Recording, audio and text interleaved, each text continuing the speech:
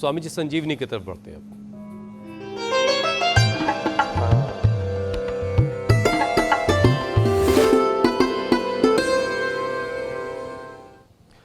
घर में रखी हुई किशमिश को मिनटों में कैसे संजीवनी बनाया जा सकता है जिससे ठीक होगी 10 तरह की बीमारियां, बता रहे हैं जम्मू से विशंबर दास शर्मा।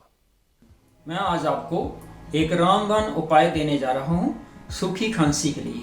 अगर कोई व्यक्ति बार बार खांसी कर रहा हो, परेशान हो, तो घर का एक घरेलू नुस्खा है। क्या नुस्खा है? आपको जैसे 10 से 20 दाने सौंगी किशमिश के लेने हैं, और अगर ये लाल या काली वाली सौंगी मिले तो और भी बढ़िया समझना है।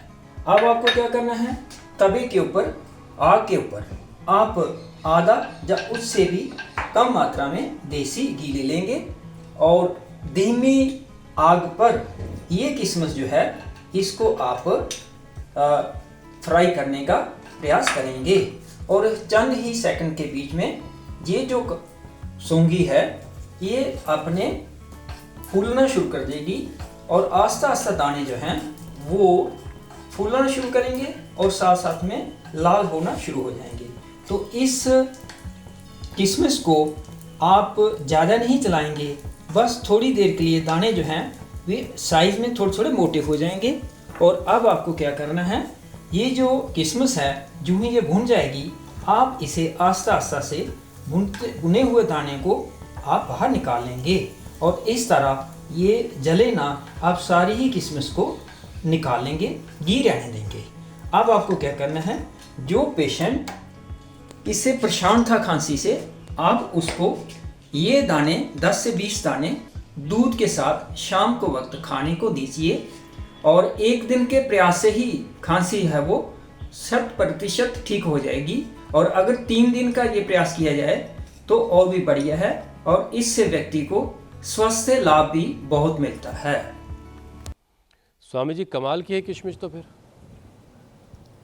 ये गजब का नुस्खा बताया। ये पुरानी खांसी के लिए और सूखी खांसी के लिए, ये इसको थोड़ा सा ऐसे ही बिना घी के भी थोड़ा सा ऐसे ही सेक लेते हैं, और थोड़ा सा काला नमक, सेंधा नमक मिला करके, थोड़ी काली मिर्च लगा करके चूस लेते हैं, और तो भी खांसी ठीक हो जाती है।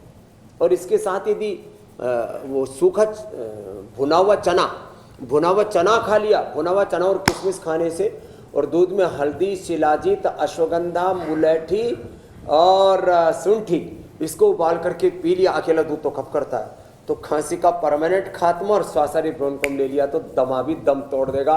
ऐसी संजीवनी भी पूरे देश को हम बता रहे हैं, और योग की संजीवनी दे रहे हैं। बहुत बहुत धन्यवाद। ऐसे ही पूरा देश रोग मुक्त होता रहे, प्रचंड ठंड में भी अब सब स्वस्थ रहेंगे, कोई दिक्कत नहीं होगी। बहुत बहुत धन्यवाद, बहुत बहुत प्रणाम। प्रणाम स्वामी जी, बहुत बहुत शुक्रिया।